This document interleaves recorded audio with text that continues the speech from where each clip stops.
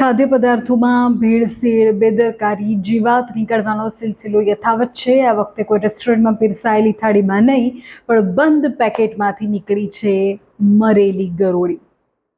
Branded કંપનીઓના નામે જનતાના સ્વાસ્થ્ય સાથે ખુલ્લેઆમ ચેડા થઈ રહ્યા છે અને સોશિયલ મીડિયા પર એક વિડીયો એવો વાયરલ થઈ રહ્યો છે કે જેણે ભારે હડકંપ મચાવ્યો છે.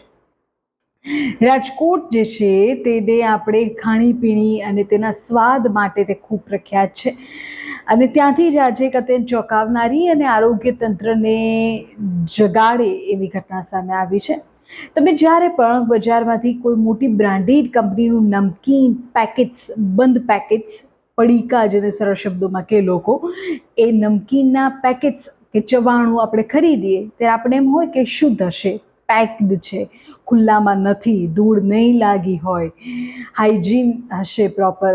પણ રાજકોટની પ્રખ્યાત ગોકુળ કંપનીના ચવાણાના પેકેટમાં મરેલી ગરોળી નીકળવાનો દાવો થતાં સમગ્ર શહેરમાં ચકચાર મચી ગઈ. એક જાગૃત નાગરિકે જ્યારે ચવાણાનું પેકેટ ખોલ્યું તો તેની અંદરથી આખી મરેલી ગરોળી નીકળી. સદનસીબે ગ્રાહકની નજર પડી ગઈ, નહીં તો જો કોઈ બાળકે કે અન્ય કોઈએ તે ખાઈ લીધું હોત તો ફૂડ પોઈઝનિંગ અથવા તો કંઈ મોટું બીમારી થઈ શકતી હતી, જાનહાનિ થઈ શકતી હતી. ગ્રાહકે તાત્કાલિક આ મામલે વિડીયો બનાવ્યો, સોશિયલ મીડિયા પર વાયરલ કર્યો. રાજકોટ મહાનગરપાલિકાના ફૂડ ડિપાર્ટમેન્ટને ત્યારબાદ ધ્યાને આવી ઘટના તો આરોગ્ય અધિકારીઓની અલગ અલગ ટીમોએ તાત્કાલિક ગોકુળ નમકીનના પ્લાન્ટ પર, તેના આઉટલેટ્સ પર દરોડા પાડ્યા. ત્યાંથી ચવાણાના લાઈવ સેમ્પલ્સ લીધા, લેબોરેટરીમાં ટેસ્ટિંગ માટે મોકલવામાં આવ્યા. હવે રિપોર્ટની રાહ છે.